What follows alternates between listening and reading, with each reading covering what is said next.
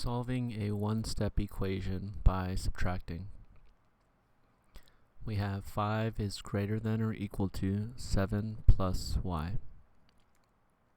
We can subtract the same number from both sides of the inequality, and the inequality will remain true. So what we want to do is to use that property to isolate the variable. Get the variable on one side of the inequality all alone, and the constant on the other side of the inequality. So to solve this problem, we can subtract 7 from both sides.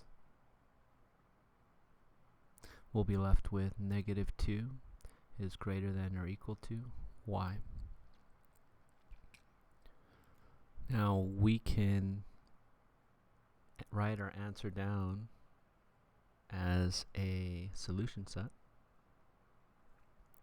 And what is the solution set? All numbers, which are going to be our y, all numbers less than or equal to negative 2. All numbers less than or equal, and I'm going to put here negative 2. Another way that we can write our answer down is on a number line. I'm going to use 2 as my center point. Now the question is do I color it in or do I leave it unfilled? Well, since we have a greater than or equal to, I'm going to fill it in. And so another way of writing negative 2 is greater than or equal to y is less than or equal to negative 2. So I'm going to use this inequality to write my graph. What this is saying is y, all numbers less than or equal to negative 2. So if this is my negative 2, and here is negative 3 and negative 1, all numbers less than or equal to negative 2 means I draw the arrow to the left. Let's go ahead and try that same technique on this next problem. We want to isolate the variable, so we're going to move the 24 by subtracting 24 from both sides of the inequality. And that leaves us with k is greater than or equal to negative 29. I'm sorry, it's not greater than or equal to. It's just greater than. K is greater than negative 29. So what is my solution set? It's all numbers greater than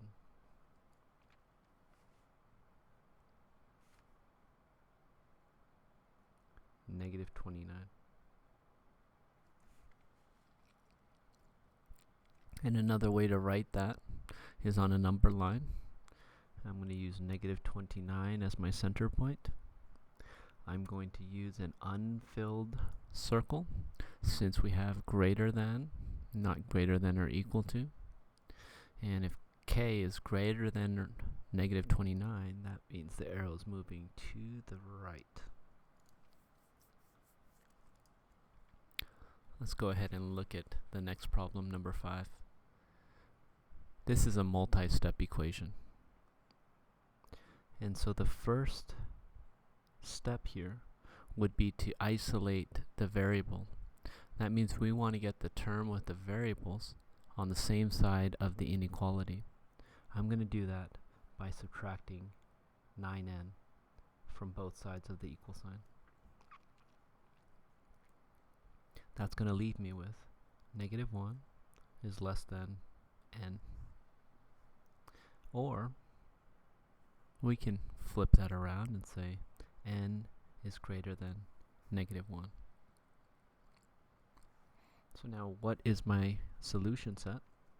It's going to be all real numbers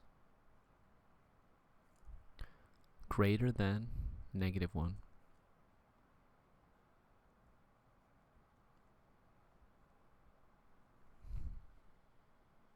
And how can we represent that on a number line? Well, -1 is going to be my center point. -2 is going to be here, and 0 is going to be there. We have greater than, so I'm going to put an unfilled circle. All numbers greater than -1. So I want to draw the arrow to the right. Let's use the same technique on this problem here. Let's start by subtracting 4h from both sides of the inequality. We're going to be left with h is less than or equal to 12. So, what is our solution set? All numbers less than or equal to 12.